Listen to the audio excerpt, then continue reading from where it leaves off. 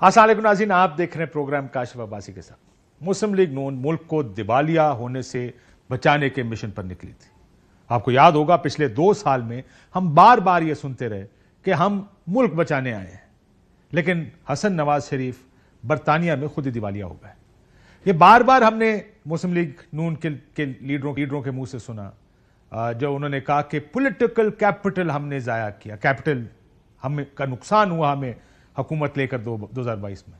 یہاں تو معاشی کیپٹل بھی ایسا لگتا ہے کہ اس کا بھی بہت نقصان اٹھایا ہے، کہ حسن نواز جو بزنس زیادہ وہی کرتے تھے، انہی کے نام سے ہوتا تھا، لگتا ایسے ہی ہے کہ وہ he had business in London, انہوں نے ایک کمپنی کی حد تک کم از کم وہ بینکرپسی ڈکلیئر کر دی۔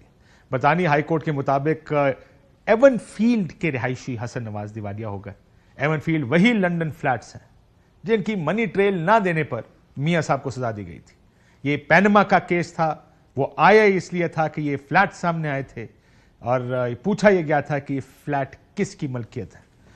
آج بھی حسن نواز جو رہتے انہی ایون فیلڈ فلیٹس میں، وہ تو میاں صاحب بھی خیر جا کے ابھی ادھر ہی رہتے ہیں، رہتے ادھر ہی ہیں، لیکن ہم شاید آج بھی یہ نہیں جانتے کہ یہ فلیٹس ہیں کس کی ملکیت۔ لنڈن کے ہائی کورٹ آف جسٹس نے سابق وزیر اعظم نواز شریف کے بیٹے کی ایک کمپنی کی برطانوی حکومت کے ٹیکس اینڈ ریونیو ڈپارٹمنٹ کی جانب سے دائر ایک مقدمے میں دیوالیہ قرار دے دیا۔ مئی 2024 میں ہی دیوالیہ قرار دیا جا چکا تھا، لیکن پبلک ریکارڈ رکھنے والے گیزٹ کے مطابق 17 ایون فیلڈ ہاؤس کے رہائشی اور مختلف کمپنیوں کے ڈائریکٹر کو 2023 کے کیس نمبر 694 میں ہائی کورٹ آف جسٹس میں دیوالیہ قرار دیا گیا ہے۔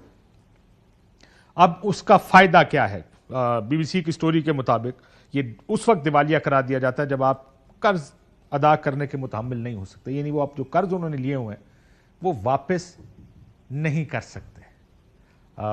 ایون فیلڈ اس میں ہے، دیوالیہ اس میں ہے۔ اب دیکھنا یہ ہے کہ اور کتنی کمپنیوں میں دیوالیہ ہوتے ہیں۔ وہ بڑی خبر اس لیے بھی ہے کہ شریف خاندان ہے، اس لیے بھی ہے کہ یہ ایک امیر خاندان ہے، اس لیے بھی ہے کہ یہ ایون فیلڈ جیسے میفر جیسے اپارٹمنٹس میں رہتے ہیں، اور یہ اس لیے اتنی بڑی خبر ہے کہ وہ اپارٹمنٹ بہت مہنگے ہیں، کم از کم ہمارے لحاظ سے، پاکستانیوں کے لحاظ سے تو بہت مہنگے ہیں۔ اس کے باوجود یہ خبر جب سنتے ہیں تو تھوڑی سی ٹینشن بھی ہو جاتی ہے، کیونکہ میاں صاحب بھی ابھی انہی اپارٹمنٹس میں تھے۔ ابھی آپ نے دیکھا ہوگا لنڈن موجود تھے، یہ خیر یہ تو ایون فیلڈ اپارٹمنٹ نہیں، یہاں پہ میاں صاحب نے گفتگو فرمائی تھی، لیکن میاں صاحب جو ابھی لنڈن میں تھے پھر وہاں سے جنیوا گئے، آخر پاکستان واپس پہنچ گئے۔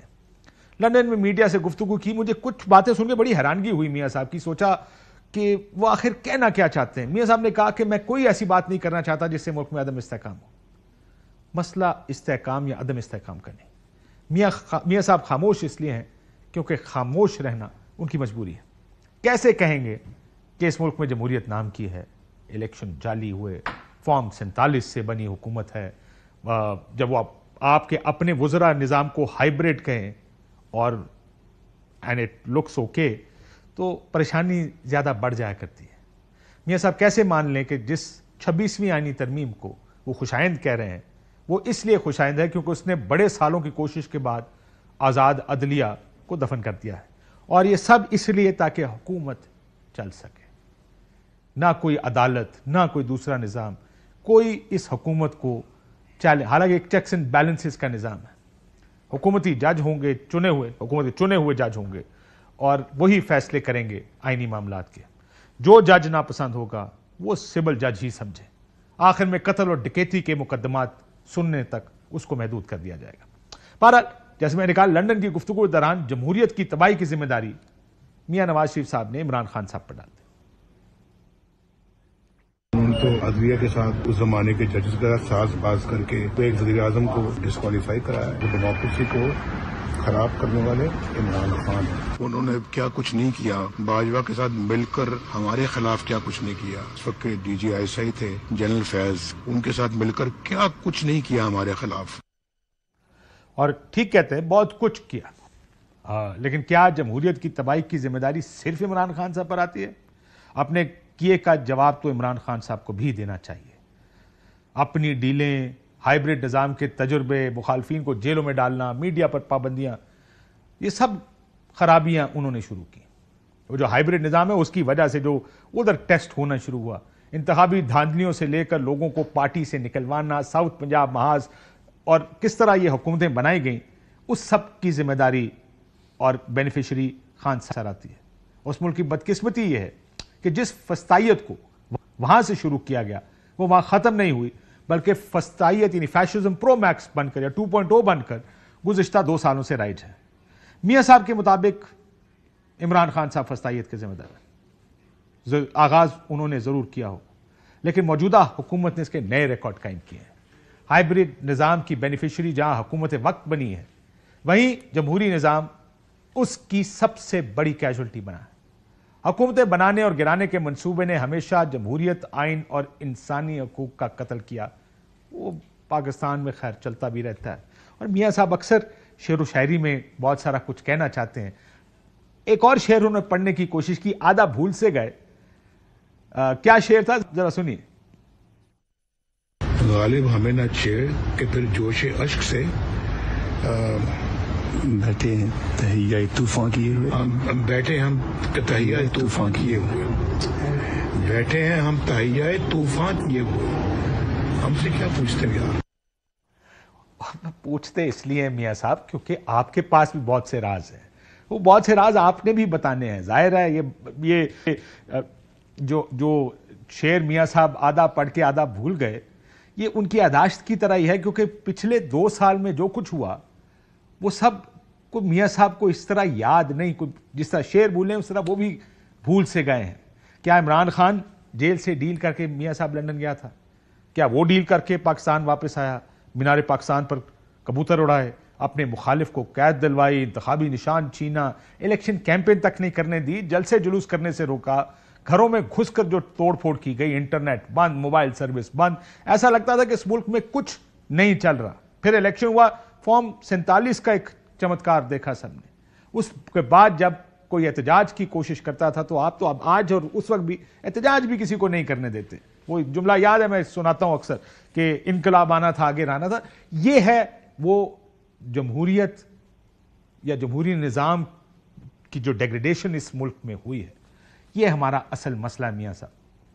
شعر کے ساتھ ساتھ آپ تھوڑا سا مزید جو پچھلے 2 سال میں آپ بینیفیشری بنے ہیں سارے نظام کے، وہ بھی آپ کو دیکھنا ہوگا، وہ بھی آپ کو نظر میں رکھنا ہوگا جب آپ یہ گفتگو کرتے ہیں۔ ایسا لگتا ہے کہ 2022 میں آپ کی یادداشت کھو جاتی ہے۔ خیر، جس طرح میں بتا رہا تھا کہ آپ کی ہی حکومت نے دفعہ 144 نافذ کر دیا، یقین ہے پنجاب میں بھی ہو جائے گی۔ احتجاج کرنے کا حق اس ملک میں میاں صاحب، یہ ایک بنیادی جمہوری حق ہے، لیکن ہمارے ملک میں یہ ایک لگژری ہے جو ہر کسی کے پاس نہیں۔ تحریک انصاف نے اپنے دور میں بھی جمہوریت کے کوئی قابل رشک ریکارڈ نہیں بنائے، لیکن گزشتہ 2 سالوں میں جو رہا سا جنازہ بھی تھا وہ بھی نکل گیا ہے۔ احتجاج صرف تحریک انصاف کے لیے ڈو اور ڈائی نہیں ہے، وہ اس نظام کی تمام جو سٹیک ہولڈرز ہیں وہ سارے ہی تقریباً اس ڈو اور ڈائی کے اندر ہیں، کیونکہ ایک فریق کی کامیابی دوسرے فریق پر بجلی بن کر گرے گی۔ تحریک انصاف کی احتجاج کی کامیابی کا مطلب کیا ہے؟ ویسے تو عموماً اس طرح کے احتجاج کامیاب نہیں ہوتے، حکومتیں ہم نے احتجاجوں سے گرتے نہیں دیکھیں، لیکن اگر تحریک انصاف کامیاب ہوتی ہے تو اس کا مطلب پھر حکومت بھی جائے گی اور نظام کو بھی بڑا دھچکا لگے گا، اور اگر تحریک انصاف ناکام ہوتی ہے تو نظام بھی بچے گا اور حکومت بھی بچے گا۔ حکومت مجھے نہیں لگتا کہ تحریک انصاف کو اسلام آباد داخل ہونے دے گی، بھرپور کوشش کی جائے گی، ہر قسم کی طاقت استعمال کی جائے گی تاکہ ان لوگوں کو یا مجمع کو اسلام آباد سے دور رکھا جا سکے، اور یہ بھرپور کوشش کی جائے گی۔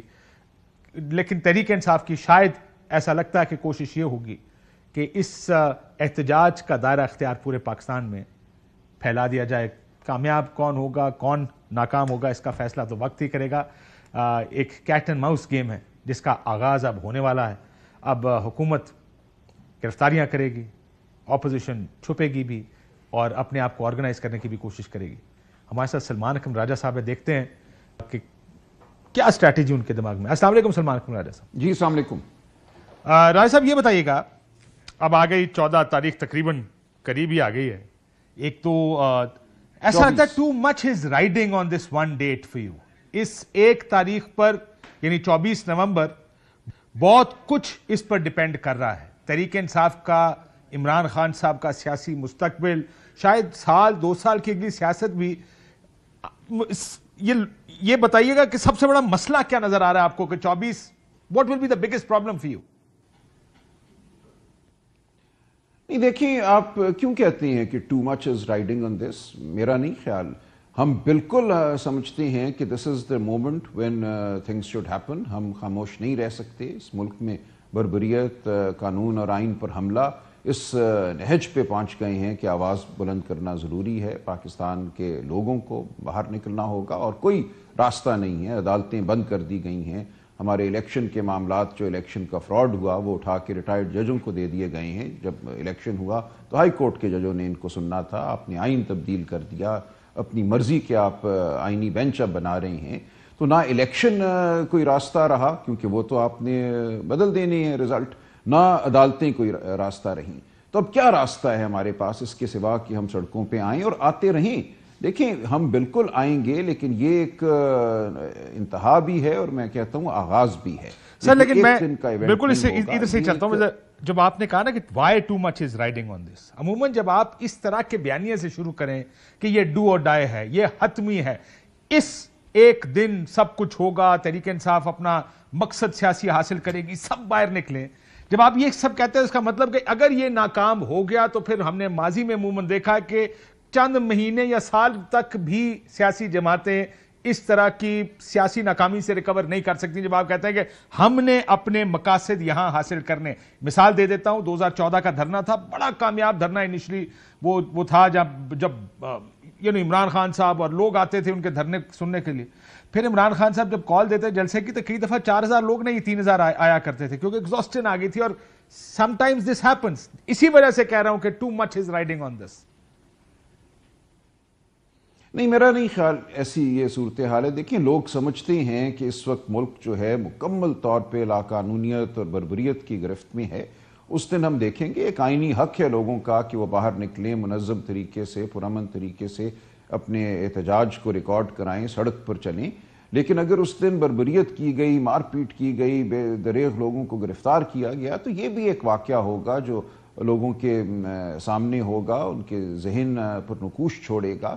تو یہ معاملہ چلتا رہے گا. دیکھیں، ہماری تاریخ اور ہماری سیاست ارتقاء کے عمل سے گزر رہی ہے اور یہ ایک میں سمجھتا ہوں اچھا ارتقاء ہے. اگرچہ یہ ماحول بربریت کا ہے، ایک منفی ماحول کے خلاف ہم لڑ رہے ہیں، لیکن یہ لڑائی جاری رکھنے میں میرا تو خیال ہے ہم ڈیٹیریٹ کر رہے ہیں، ہم ایوالو نہیں کر رہے، ہم تو ڈیٹیریٹ کر رہے ہیں. سلمان صاحب، جس طرح دیکھیں ایک سطح پہ بالکل ہم ڈیٹیریٹ کر رہے ہیں. میں عرض کروں، آپ ٹھیک کہہ رہے ہیں، آپ ٹھیک ایک سطح پہ آپ ٹھیک کہہ رہے ہیں. جو ہم نے اس وقت بے شرمی دیکھی ہے وہ ضیاء کے دور میں نہیں دیکھی تھی، وہ مشرف کے دور میں نہیں دیکھی تھی. گھروں میں گھس کر جس طرح عزتوں کو پامال کیا جاتا ہے، خواتین پر ہاتھ اٹھایا جاتا ہے، یہ ہم نے نہیں دیکھا تھا. جس طرح لوگوں کو غائب کر دیا جاتا ہے، وہ خواہ پنجاب ہو، خیبر پختونخوا ہو، بلوچستان میں تو ہو ہی رہا تھا. یہ بالکل ایک نیا ایک ابتری کا درجہ ہے. یہ بالکل ہوا ہے. لیکن اس کے ساتھ ساتھ آپ یہ دیکھیں، معاشرے میں شعور بھی ایسا ہے جو پہلے نہیں تھا. معاشرے میں غصہ ہے، معاشرے میں مزاحمت ہے، معاشرے میں نفرت ہے.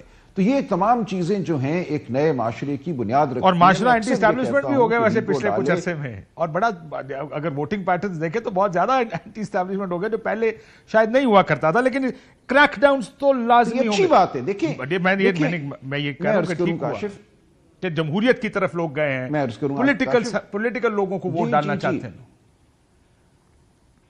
دیکھیں، دنیا کے ہر ملک میں یہ کہتا ہوں اکثر، ہر ریاست کے پاس ویگو ڈالے ہوتے ہیں، ہر ریاست کے پاس پیادے ہوتے ہیں جن کے پاس بندوقیں ہوتی ہیں، ہر ریاست کے پاس حکومت خانے ہوتے ہیں. لیکن کیوں یہ سب کچھ وہاں نہیں ہوتا؟ اس لیے نہیں ہوتا کہ معاشرہ اس سطح پہ پہنچ جاتا ہے، ایک فیصلہ کر لیتا ہے کہ ہم نے یہ نہیں ماننا، پھر یہ نہیں ہو سکتا. پھر کوئی بھی جابر ہو، اس کے احکامات جو ہیں وہ نہیں اثر دکھاتے کیونکہ لوگ اٹھ کھڑے ہوتے ہیں. تو یہ ایک مرحلہ ہے جس کو ہمیں طے کرنا تھا اور میں سمجھتا ہوں ہم وہاں پہنچ رہے ہیں جہاں لوگ اب اس قسم کی بربریت کو نہیں برداشت کریں گے.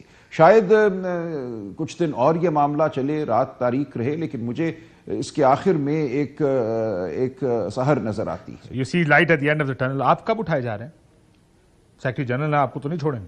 کسی وقت بھی یہ ہو سکتا ہے کہ لیکن آپ کسی یہ وقت کوئی بھی ممکن ہے. آپ لوگوں نے آپس میں یہ بحث کی ہے کہ لیڈرشپ کو اٹھایا جائے گا؟ ظاہر ہے حکومتیں یہی کرتی ہیں. آپ اگر آپ نے ڈو اور ڈائی بنا دیا اس کو اٹھایا جائے گا. نہیں دیکھیے آئندہ یہ نہیں ہونا چاہیے نا. ہم تو اسی عزم سے کھڑے ہیں اور یہ گفتگو کر رہے ہیں کہ آئندہ پاکستان میں کوئی حکومت جو ہے وہ کسی کی پشت پناہی کی بنیاد پہ نہ گرنی چاہیے نہ بننی چاہیے. حکومتوں کو عوام کو بنانا چاہیے, عوام کو گرانا چاہیے. یہ بالکل میں سمجھتا ہوں ایک مستحکم نظریہ ہے معاشرے میں بھی اب اور تحریک انصاف میں بھی. جو لوگ چورن بیچتے ہیں کہ نہیں یہ تو صرف آشیرواد حاصل کرنے کے لیے کر رہے ہیں, ان کو چاہیے کہ ان کو ہٹا دیں اور ہمیں لے آئیں, ایسا بالکل نہیں ہے. پی ٹی آئی کا ووٹر سر یہ اس کا فیصلہ تو وقت ہی کرے گا, کیونکہ یہ مسلم لیگ نون میاں صاحب ثابت کر چکے ہیں کہ وہ ووٹ کو عزت دو سے شروع ہوئے بیانیے جو کہ اصول اور جمہوریت کی بنیاد پر شروع ہوئے تھے آخر میں ڈیلوں پر ختم ہوئے. اب یہ بھی فیصلہ اسی وقت ہوگا جب ڈیل آفر ہوگی. دیکھیں یہ ٹھیک کہہ رہے ہیں کہ آپ یہ ڈیل لیتے ہیں یا نہیں لیتے. اس ملک کی تاریخ میں کوئی اتنے چمبے کی بات نہیں ہوتی, لوگ ڈیل کر لیتے ہیں, پاور پالیٹکس کرتے ہیں زیادہ لوگ. عمران خان صاحب نے کی تھی 2018. آپ ٹھیک کہہ رہے ہیں لیکن آپ دیکھیں کہ وہ اب نشانی عبرت بن چکی ہیں. بچہ جانتا ہے کہ 8 فروری کو پورے پاکستان میں ان کو 17 سیٹیں ملی ہیں. کہاں وہ آج سیاست کر سکتے ہیں, کہاں ان کی جڑیں ہیں, کچھ بھی باقی نہیں رہا. ان کے پاس صرف کرسیاں ہیں, شیروانیاں ہیں, کچھ بھی اور نہیں ہے. نہ اخلاقی قوت ہے, نہ سیاسی کوئی وجود ہے. اس لیے میں سمجھتا ہوں معاشرہ اور سیاستدان اب اس چیز کو دیکھ رہے ہیں. جو پی ٹی آئی کے ساتھ اتنی بڑی تعداد میں وہ لوگ بھی کھڑے ہوئے ہیں جو ایک طرح سے آپ کہہ لیجئے خاندانی طور پہ سیاست سے تعلق رکھتے ہیں, ان کو بھی نظر آ رہا ہے کہ ہوا کہاں چل رہی ہے, یہ معاشرہ کہاں جا رہا ہے. یہ کرسیاں بھی مانگے تانگے کی ویسے, لیکن چلیں ہیں تو صحیح. ہمارے ملک میں 2018 کے بعد بھی اسمبلیاں جب حکومتیں بنی ایسے ہی بنی ہیں نا. بالکل مانگے تانگے کی کرسیاں ہیں اور ان کرسیوں پہ بیٹھنے والوں کا اس وقت مذاق ہی اڑتا ہے نا. ہمیشہ اڑتا ہے اور ہمیشہ لوگ بیٹھ جاتے ہیں آگے. جی اصل مدعا ہمارا یہ ہے, لیکن آئی ہوپ کہ one day we get to a point جہاں سیاستدان یہ سب مل کے اکٹھے ہو کے فیصلہ کریں کہ ایک پاور پالیٹکس نہیں کرنی, اصول کی سیاست کرنی. لیکن آپ سے بھی تھوڑی دیر پہلے میں نے کہا نہیں سیاستدان نہ کریں, عوام نے یہ فیصلہ کرنا ہے. دیکھیں یہ فیصلہ عوام نے کرنا ہے. سیاستدان کیا چیز ہیں؟ دیکھیں جن لوگوں کو آپ کرسی پہ بٹھا دیتی ہیں الیکشن لوٹ کر, ان کی کوئی حیثیت نہیں ہوتی, وہ صرف کٹ پتلیاں ہوتی ہیں. ان کے فیصلوں کی کوئی وقت نہیں ہے. فیصلہ عوام کا ہے. میں یہی عرض کر رہا ہوں بالکل عوام تو سر فیصلہ کر دیتی ہے, پھر ایک فیصلہ پھر چھوڑے نا. اس بات مجھے یہ بتائیں کہ اگر آپ گرفتار ہو گئے. نہیں چھوڑے نہیں, دیکھیں میں یہی تو عرض کر رہا ہوں. بالکل نہیں چھوڑنے, اس کانٹیکس میں چھوڑنے کی بات نہیں کر رہا, گراؤنڈ ریالٹی کی بات کر رہا ہوں. گراؤنڈ ریالٹی ہے کہ 8 فروری کو عوام نے فیصلہ کر دیا, لیکن پھر ایک اور فیصلہ ہو گیا نا جی, اور وہ فیصلہ اس وقت ملک پہ نہیں. دیکھیں وہ فیصلے ردی تاریخ کی ردی کی ٹوکری میں ڈالے جاتے ہیں باقی تمام دنیا میں. کیا وجہ ہے؟ کیونکہ معاشرہ ان فیصلوں کو نہیں مانتا. ہمارے یہاں بہت زیادہ لوگ جو ہیں زندگی کو ٹی وی پہ دیکھتے ہیں, مجھے کہتے ہیں تم پاگل ہو گئے, تم یہ کس چکر میں پڑ گئے ہو, کیوں یہ سب کچھ کر رہے ہو, اچھے بھلے کارپوریٹ وکیل تھے زندگی چنگے بھلے وکیل تھے, اچھے خاصے پیسے بناتے تھے, کس کام میں پڑ گئے آپ؟ ٹھیک بات ہے. دیکھیں لیکن یہی فیصلے ہیں جب بڑی تعداد میں ایک معاشرے میں لوگ کر گزرتے ہیں تو وہ معاشرہ بدل جاتا ہے. مجھے کامل یقین ہے اس بات کا کہ یہ معاشرہ ارتقاء کی صحیح سمت میں اس وقت رواں دواں ہے, اور جب اور لوگ یہ فیصلے کریں گے تو وہ جو مقتدرہ کے فیصلے ہیں ان کی کوئی حیثیت نہیں رہے گی. Sir I believe this that people should actually stand up and be counted at a time جب ملکوں اور قوموں کی مستقبل کے فیصلے ہو رہے ہوں. انسان اپنے طور پہ تھوڑی یا بڑی جو بھی کوشش کر سکتا ہے, جو بھی وقت ہو اپنے ملک کے لیے کرتا رہے, تاکہ جب بھی آپ اپنی زندگی کو پیچھے مڑ کے دیکھیں آپ کو یہ لگے کہ جب میٹر کرتا تھا تو میں نے اپنا حصہ اس میں ضرور ڈالا. بہرحال آگے, اور یہ صرف آج کے لیے نہیں ہے, یہ گزرے ہوئے کل کے لیے بھی ہے, یہ آنے والے کل کے لیے بھی ہے. اگر آپ گرفتار ہو گئے تو پارٹی سے فارغ ہو جائیں گے, کیونکہ یہ تو میں نے سنا کہ بشرا بی بی نے کہا کہ اگر کوئی گرفتار ہوا یا بندے 5000 لے کر نہ آیا تو فارغ ہے. تو آپ گرفتار ہوئے تو فارغ؟ فرمائشی طور پہ گرفتار ہوتا ہے. دیکھیں لوگ فرمائشی طور پہ بھی تو گرفتار ہوتے ہیں نا, کہ خدا کے لیے مجھے گرفتار کر لینا, مجھے نکلنا نہ پڑے, تو وہ پتہ چل جاتا ہے کہ کون فرمائش سے گرفتار ہوا ہے اور کون مزاحمت کرتے ہوئے, آواز بلند کرتے ہوئے گرفتار ہوئے. تو ہم یہی چاہتے ہیں کہ لوگ آواز بلند کریں, خودداری سے, سچائی سے مزاحمت پیش کریں اور ارتقاء کے اس عمل کو آگے بڑھائیں. فتح ہماری ہے. دیکھیں شکست ہمیں ہو نہیں سکتی, میں اس بارے میں بالکل مطمئن ہوں. 24 نومبر جو ہے وہ ہماری فتح کی راہ کا ایک سنگ میل سر ہوگا. آر یو سیئنگ کہ ہماری آگے یا ہی بڑھیں اخلاقی فتح ہوگی یا ہم حکومت گرا کے واقعی جیت جائیں گے یا پھر ہماری اخلاقی فتح ہوگی. If that's a one one for you then اخلاقی فتح کا مطلب یہ ہے کہ خان صاحب پکڑے ہو 2-3 سال اور جیل میں رہیں گے, پارٹی تتر بتر ہو جائے گی, نہیں ایسے مزید نہیں توڑ پھوڑ ہوگا. ہوگی. آپ دیکھیں گے دونوں طرح کی فتح ہوگی, اخلاقی بھی ہوگی اور سیاسی بھی ہوگی اور معروضی سطح پہ بھی ہوگی. مجھے مکمل یقین ہے یہ ایک عمل ہے جو اب شروع ہو گیا ہے, یہ عمل رکے گا نہیں. سر یہ ابھی جہاد کے نعرے لگے علی امین گنڈا پور صاحب کی جو انہوں نے میٹنگ بلائی تھی, مجھے یاد ہے یہاں پہ بھی جب وہ مئی 2022 کا لانگ مارچ آنا تھا تو یہاں پر مریم نواز شریف صاحبہ کہا کرتی تھیں کہ یہ جہاد ہے اور بڑے جہاد ہم جہاد کو بڑا استعمال کرتے ہیں اپنے سیاسی تناظر میں. اب آپ آ رہے ہیں تو جہاد ہے, پہلے آپ کو روکنا جہاد تھا. ہم فتووں کو بھی استعمال کرتے ہیں ماشاءاللہ وی پی این فتووں کو بھی استعمال کرتے ہیں وی پی این کے لیے بالکل کرتے ہیں. ابھی رکیے ہو سکتا ہے اور بھی چیزوں کے لیے فتوے استعمال کرنے پڑ جائیں. دیکھیں اس ملک میں مذہب کا استعمال تو بہت ہے. سو ہم تو اپنی مرضی اور منشا کی خاطر, تاریخ اگر آپ اٹھا کے دیکھیں مسلمانوں کا ڈاؤن فال شروع ہی ایسے فتووں کی وجہ سے ہوا جو اس طرح کے فتوے. مجھے ایک بڑا مزے کا کلپ ہے سلیم صافی صاحب کا, مولانا صاحب نے کہا مولانا صاحب یہ تصویر حلال ہو گئی ہے.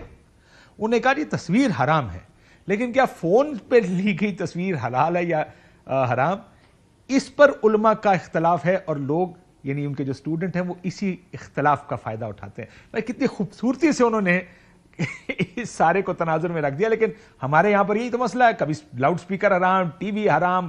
آج سارے علماء کے ٹی وی پر بیان بھی دیتے ہیں اور اب ہم نے وی پی این حرام کر دیا ہے کیونکہ وہ ظاہر ہے سر ان کا لگتا ہے کہ میرا خیال ہے علماء کو بتایا گیا وی پی این صرف ایک کام کے لیے استعمال ہوتا, کچھ دیکھنے کے لیے. سر وہ بڑے اور سارے کام ہیں علماء کو بتائے جا کے, سر بڑے اچھے چھ کام بھی ہیں, آپ ٹویٹر استعمال کر سکتے ہیں. وہ سب جانتے ہیں, علماء اتنے بے خبر نہیں ہیں, وہ سب جانتے ہیں اور کیوں کیا کہا جا رہا ہے یہ بھی سب جانتے ہیں. اچھا وہ کیوں کہا جا رہا ہے یہ بھی جانتے ہیں اور پھر کیا بھی دیتے ہیں, یہ بھی ہمارے علماء کا ہی کمال ہے. ویسے کمال ہے. ویسے ایک بریک لینے دیں, سلمان صاحب بریک سے واپس آتے ہیں تو ذرا یہ پلان بتائیں. ذرا آپ پورا پلان تو نہیں بتائیں گے لیکن حکومت نے آپ کو نہیں آنے دینا, ایک آپ کے اوپر کریک ڈاؤن ہوگا, لوگ اٹھا لیے جائیں گے, اسلام آباد کے راستے بند ہوں گے, خندقیں کھدی ہوں گی. آپ کو یاد ہوگا وہ بڑا جملہ استعمال ہوتا تھا, انقلاب آنا تھا پر آگے رانا تھا. یہ مئی 2022 کے لیے نہیں آنے دیا رانا صاحب نے تحریک انصاف کو. بڑی مشکل سے خان صاحب سینٹورس پہنچے, تقریر کی اور واپس چلے گئے. یہ ایک سیاسی شکست سمجھی جائے گی تحریک انصاف کے لیے اگر اس طرح کا کچھ ہوا تو. کیا آپ لوگ اویئر ہیں اس چیز کا اور کیا پھر اس کے لیے پلان بی کیا ہوگا آپ کا؟ ایک بریک لیتے ہیں ناظرین, بریک کے بعد واپس آتے ہیں. ویلکم بیک ناظرین, سلمان اکرم راجہ صاحب ہمارے ساتھ موجود ہیں. سلمان صاحب یہ بتائیے گا کہ علی امین صاحب نے یہ بھی کہا ہے کہ وہ ایپیکس کمیٹی کے اجلاس میں جائیں گے, وہ ان سے بات کریں گے. کیا بات کرنا چاہتے ہیں جو پچھلے سال انہوں نے نہیں کی, اور ایسا کیا بریک تھرو ان کو لگتا ہے کہ ہو جائے گا اس دفعہ جو اس سے پہلے نہیں ہوا؟ کو آپ سے بات ہوئی ہے اس بارے میں ان کی؟ دیکھیں میں کوئی آپ سے تفصیلات تو نہیں عرض کر سکوں گا, لیکن دیکھیں بالکل یہاں ون ون سلوشنز ہیں. یہ ایک انتہا درجے کی بے وقوفی ہے کہ ملک کی سب سے بڑی سیاسی جماعت کو آپ دبانے کے درپے ہو جائیں, سال 2 سال اس عمل میں ضائع کر دیں اور پھر کہیں کہ ہم سیاسی شکست دیں گے 24 نومبر کو, پورے ملک کو کھود کر, پورے ملک کی سڑکوں کو بند کر کر, لوگوں کو اغوا کر کے, مار پیٹ کے. یہ شکست ہوگی ریاست کی اگر یہ سب کچھ انہوں نے کیا. یہ سمجھ نہیں رہے کہ دنیا گنگ نہیں بیٹھی ہوئی. اس وقت پاکستان میں کیا ہو رہا ہے دنیا دیکھ رہی ہے, یہاں انسانی حقوق کی کیا خلاف ورزی ہے, یہاں پر لوگوں کے جو جذبے ہیں وہ کس سمت رواں ہیں, یہ سب کچھ ہے. کون اس ملک میں آج فیکٹری لگا رہا ہے, کون اس ملک میں انویسٹمنٹ کر رہا ہے؟ ہم ان سے کہہ رہے ہیں خدا را اس ملک کے بچوں کا سر. لیکن آپ تو اپنی بیان بازی بھی دیکھیں نا سلمان صاحب, آپ کہتے ہیں ہمارے جنازے پڑھ لینا, ہم واپس نہیں آئیں گے, الجہاد الجہاد. آپ اس طرح کے آپ کس کے لیے یہ بیان دے رہے ہیں؟ ہمارے کاشف صاحب یہ مختلف لوگوں کے لہجے ہیں اور ہم بالکل یہ سمجھتے ہیں کہ ہماری تحریک پاکستان کی بقا کے لیے ناگزیر ہے, اہم ہے, اور ہم اس تحریک کو چلائیں گے اور پاکستان میں بہتری لائیں گے. فسطائیت اور جھوٹ اور فریب کو ہم دور کریں گے. یہ بالکل ٹھیک ہے. آپ یقین مانیے کہ جو ہمارا ووٹر ہے, میں اب بہت تعلق ہمارا پیدا ہو چکا ہے, میرا پیدا ہو چکا ہے, وہ ان چیزوں سے نہیں متنفر ہوگا. فیصلے ہو چکے ہیں 24 نومبر کو. یہ بے شک ہم سب کو گرفتار کریں, جیلوں میں ڈالیں, سڑکیں کھود دیں, فتح ہماری ہی ہوگی, میں آپ کو یقین دلاتا ہوں. لیکن اگر گرفتاریاں ہوئیں اور آپ کو اسلام آباد آنے سے روک دیا گیا پھر کیا کریں؟ کوئی فرق نہیں پڑتا. ہم آئیں گے, آپ دیکھیں گے پھر بھی بڑی تعداد میں لوگ پہنچ جائیں گے. اڑ کے آئیں گے کیا؟ لکھ کر دیتا ہوں, یہ ہو نہیں سکتا. بالکل پہنچیں گے. یہ جو مرضی کر لیں, آپ دیکھیں گے کہ وہاں لوگ ہوں گے اور ان کو بوکھلاٹ کا مظاہرہ کرنا پڑے گا. یہ بوکھلائیں گے, یہ سٹپٹائیں گے اور اس کے بعد ایسی حرکتیں کریں گے جس کے بعد یہ منہ چھپاتے پھریں گے. لیکن پنجاب یہ سب کچھ ہوگا, آپ دیکھتے رہیے. آپ زیادہ فوکس کے پی پہ کر رہے ہیں. ابھی آپ کے بہت سی لیڈرشپ تو کے پی سے باہر نہیں آ رہی تھی کہ گرفتار ہو جائیں گے, تو یہ خوف تو ہے. جو نہیں, ہمارا فوکس پنجاب سے کے پی نہیں ہے. پنجاب کی بات کرنے لگا تھا کہ سب سے بڑا صوبہ پنجاب ہے. آپ کی لیڈرشپ کب باہر آئے گی؟ وہ کب اپنے آپ کو لوگوں کے درمیان لے کر آئیں گے, ان کو نکالنے کا کام کریں گے؟ بیکاز وہ تو نہیں, لیڈرشپ کون ہے, کس کو آپ لیڈرشپ کہتے ہیں؟ دیکھیں ہر حلقے میں یہ 2-3 لوگ ہیں, 2 لوگ ہیں, 3 لوگ ہیں. 2-3 لوگ ہیں, صرف لیڈرشپ نہیں ہے. دیکھیں نہیں, اس سے کوئی فرق نہیں پڑتا. دیکھیں وہ ضرور آئیں گے, مجھے یقین ہے, لیکن اگر وہ آتی نہیں, وہ نکلیں گے, بالکل نکلیں گے, لیکن اگر وہ نکلتے ہی پکڑ لیے جاتے ہیں تو اس سے کوئی فرق نہیں پڑے گا.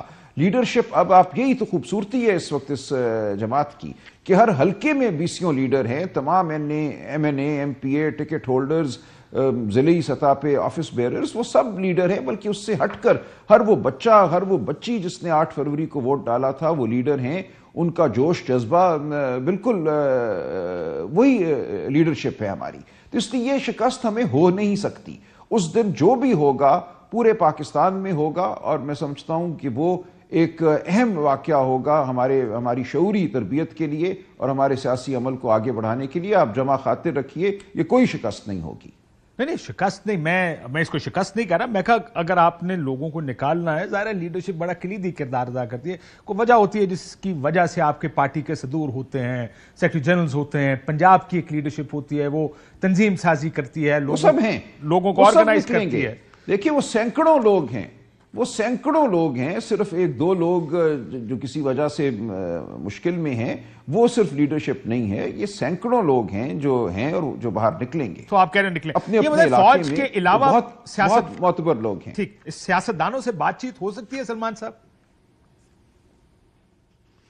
جی بالکل ہو سکتی ہے, اگر اصول پہ بات چیت ہو. اگر یہ بات چیت ہو, چھوڑو جی مٹی پاؤ ہو گیا, یہ تو پہلے بھی الیکشن رگ ہوتے ہیں, کیا بات ہے, یہ تو ہوتا ہی رہتا ہے, آج ہماری باری ہے, کل آپ کی باری, یہ گفتگو ہم نہیں کرنا چاہتے, یہ گفتگو ہم نہیں کریں گے. ہر شخص جو یہ گفتگو کرتا ہے, یہ تو پہلے بھی ہوا ہے, اس کا مقصد یہی ہوتا ہے کہ وہ ان چیزوں کو ایک طرح سے قبولیت دے دے. تو یہ قبولیت ہم نہیں دیں گے اس عمل کو جو 8 فروری کو ہوا. ہم آگے بڑھیں گے. اگر اصول کی سطح پہ کوئی بات کرتا ہے, مانتا ہے کہ اس ملک میں ایک واردات برپا کی گئی, اب ہم نے آگے بڑھ کے اس واردات کے اثرات کو ختم کرنا ہے, اس کے لیے کوئی بات کرنی لائے پڑے گی. عمل دیا جاتا ہے تو پھر بات ہو سکتی ہے. بات بیٹھیں, بات کریں, تبھی تو اس کا کوئی آپ ہمیں بتائیں گے آ کے کہ وہ سیریس ہیں. دیکھیں بات, آپ تو نان سٹارٹر باتیں کریں گے, کرنی نہیں بات.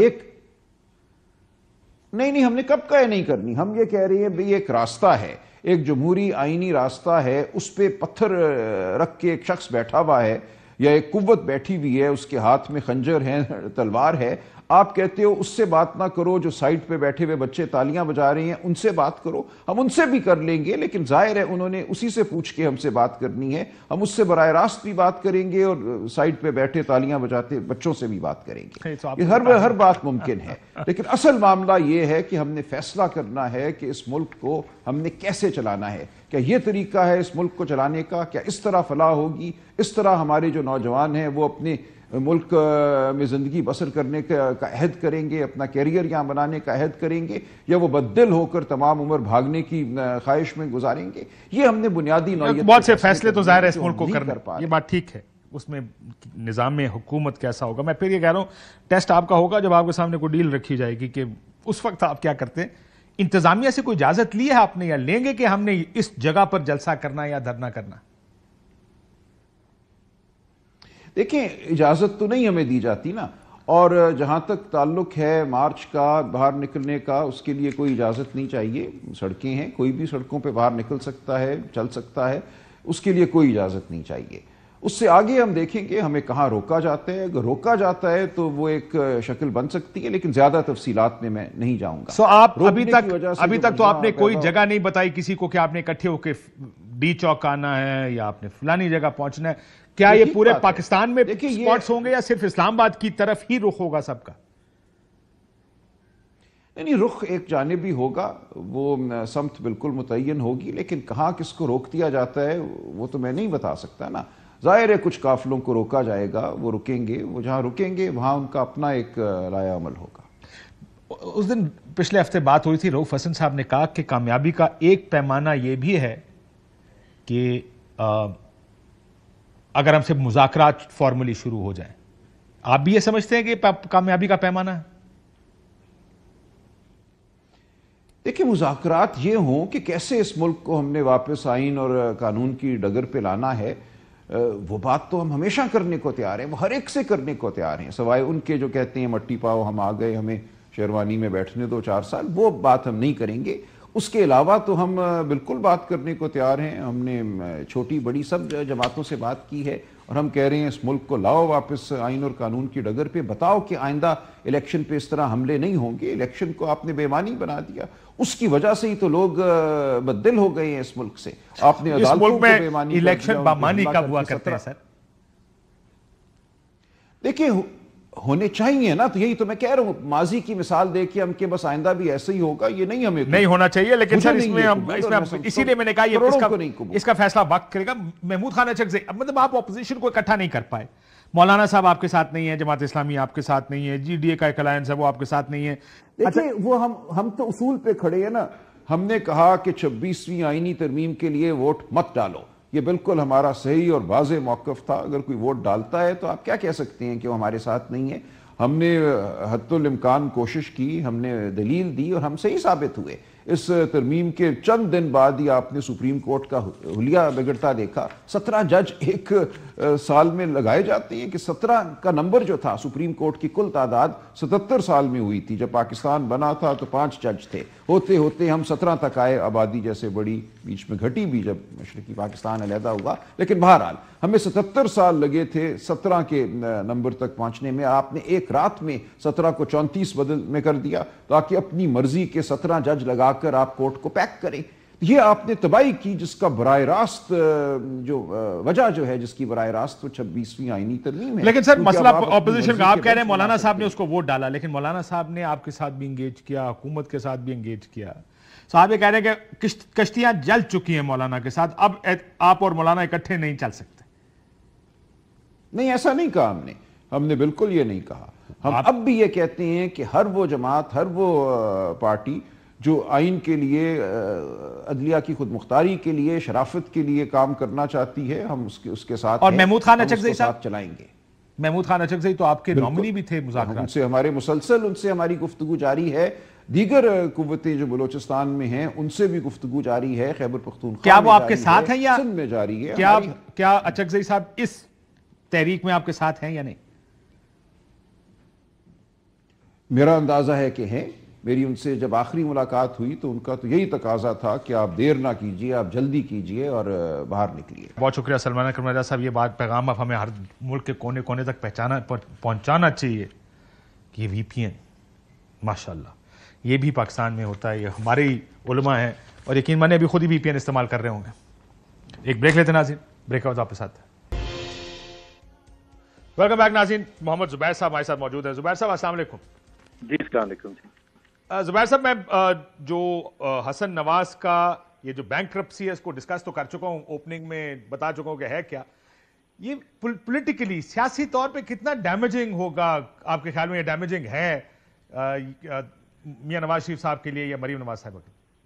देखिए, डैमेजिंग तो होगा, क्योंकि फाइनेंशियली डैमेजिंग होगा तो पॉलिटिकल फैमिली का एक जाहिर सी बात है, इतना अहम शख्स मियां नवाज शरीफ का बेटा, मरीम नवाज चीफ मिनिस्टर का भाई और उनका क्या भांजा कहना चाहिए, भतीजा जो भी है वज़ीर आज़म का, प्राइम मिनिस्टर का, तो उसके पॉलिटिकल इम्प्लिकेशंस तो होंगे।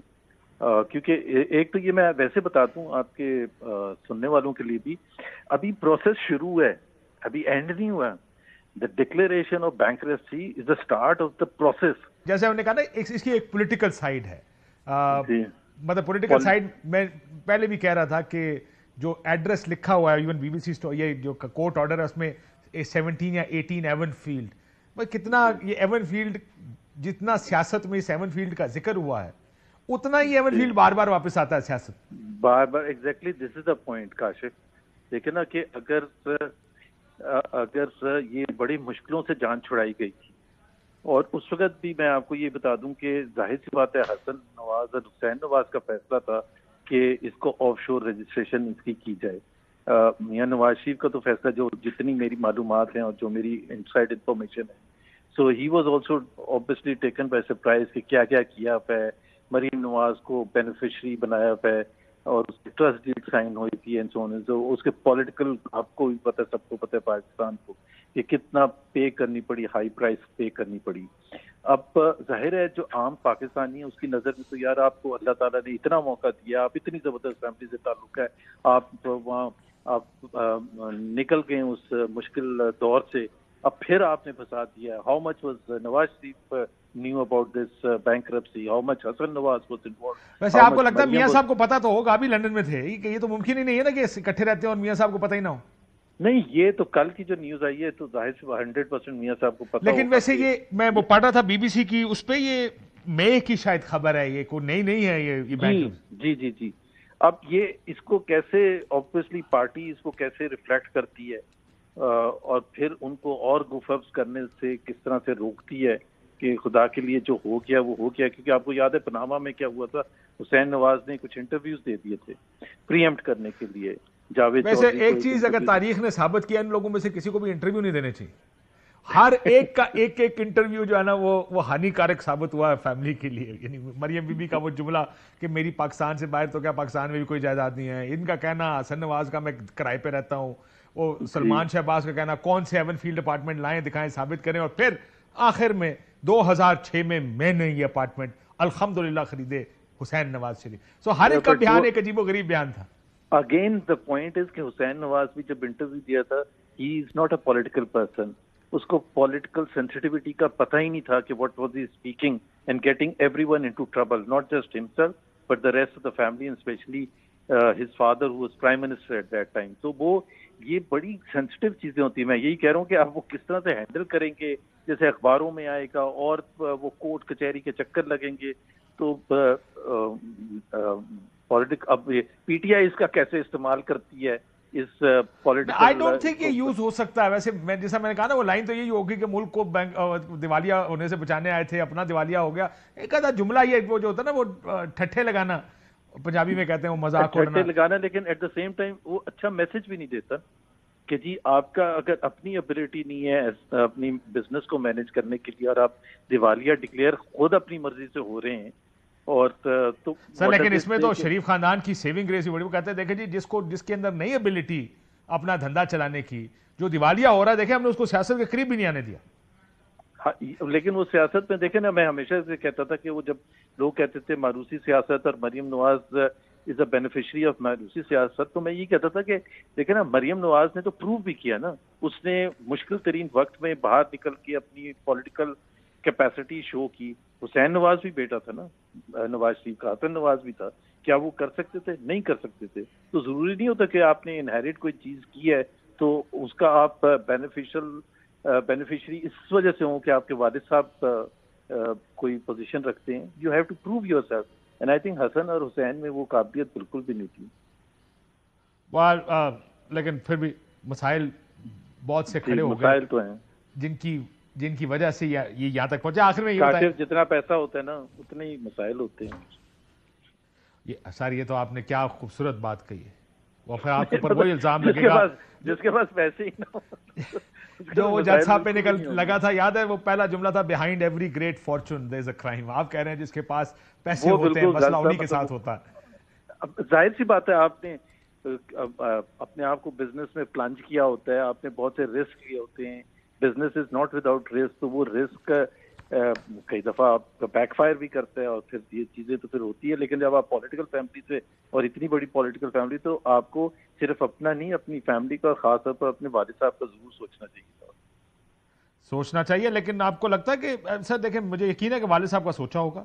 دس از اے فیملی ڈیسیژن. سب فیملی کو پتا ہوگا کہ وہ بینکرپسی اپنی ڈکلیئر کر رہے ہیں. وہ تو پتا ہوگا، لیکن وہ جو بزنس کرتے تھے اس میں تو نہیں فیملی شامل ہو رہی ہوگی نا ہر فیصلے میں کہ جی اچھا آپ اتنے کی property. He was in the property business in a very high level property, ایسے کچھ چھوٹی بڑی مہنگی پراپرٹی بزنس میں. ہاں بہت ملینز آف پاؤنڈس. ہم کوشش کر لیتے ہیں حسن نواز صاحب سے رابطہ کریں کہ وہ آ کے اپنی یہ ذرا جتنے بھی پیسے ہیں ان کا بتا دیں کہ اگر وہ آ سکیں تو. لیکن آپ کہہ رہے ہیں millions, hundred of millions of pounds کی پراپرٹی. ہاں ظاہر سی بات ہے, یہ تو نہیں انہوں نے کہا ہوگا کہ میرے اور آپ کے پاس ایف ڈی آر کا نوٹس ہے 1,75,000 کا تو ہم بینکرپسی ڈکلیئر کرتے ہیں. چھوٹے موٹے, ہم تو چھوٹے موٹے آپ تو پھر بھی شاید کر لیں, مطلب میرے پاس. ہاں ہم امیر لوگ نہیں ہیں لیکن ہم اچھے لوگ ہیں. بہت شکریہ. جی اچھے لوگ ہیں. بہت شکریہ محمد زبیر صاحب. ناظرین گفتگو آپ نے سنی, اجازت دی.